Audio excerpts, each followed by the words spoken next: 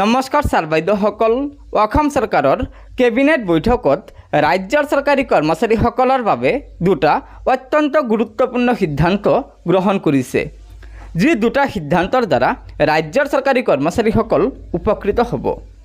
হয় ছাৰ বাইদেউসকল, এয়া চাওক, অসম চৰকাৰৰ কেবিনেট বৈঠকত লোৱা প্ৰথমটো সিদ্ধান্ত হৈছে বেতনভোগী মধ্যবিত্ত শ্ৰেণীলৈ সকাহ।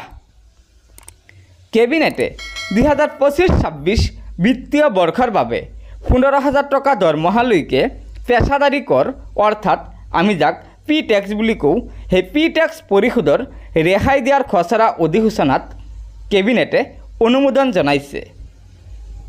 তাৰে 1 নম্বৰত আছে 15,000 টকা পৰ্যন্ত দৰমহাৰ বাবে কৰ শূন্য। 2 নম্বৰত আছে 15,001 টকাৰ পৰা 25,000 টকালৈকে 180 টকা প্ৰতি মাহে পি টেক্স দিব লাগিব।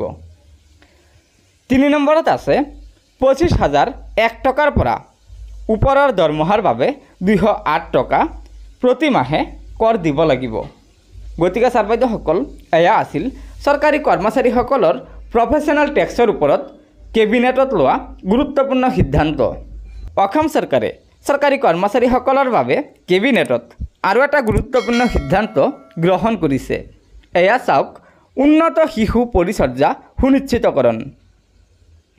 শিশুৰ জিম্মা থকা বিপত্নীক বা বিবাহ বিচ্ছেদ হোৱা অকলশৰীয়া পুৰুষ ৰাজ্যিক কৰ্মচাৰীক শিশু পৰিচৰ্যা ছুটি অৰ্থাৎ CCLৰ অনুমতি প্ৰদানৰ হেতু কেবিনেটে শিশু পৰিচৰ্যাৰ ছুটিৰ বিধি সংশোধনৰ অনুমোদন জনাইছে। তাৰে 2 নম্বৰত আছে যিকোনো বয়সৰ দিব্যাংগ শিশুৰ জিম্মা থকা মহিলা চৰকাৰী কৰ্মচাৰী আৰু অকলশৰীয়া পুৰুষ চৰকাৰী কৰ্মচাৰীক সৰ্বাধিক 2 বছৰৰ বাবে CCLৰ বিধি প্ৰৱৰ্তন হ'ব। গতিকে ছাৰ বাইদেউসকল, এয়াই আছিল চৰকাৰী কৰ্মচাৰীসকলৰ বাবে যোৱাকালিৰ কেবিনেটত অসম চৰকাৰে লোৱা গুৰুত্বপূৰ্ণ সিদ্ধান্ত।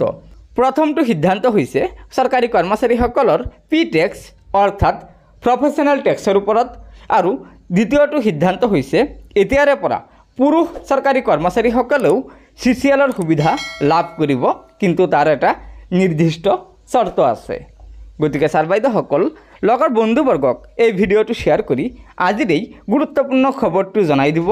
লগতে নতুনকৈ অহা ছাৰ বাইদেউসকলে অনুগ্ৰহ কৰি আমাৰ এই চেনেলটো ছাবস্ক্ৰাইব কৰি ল'ব। ধন্যবাদ। জয় আই অসম।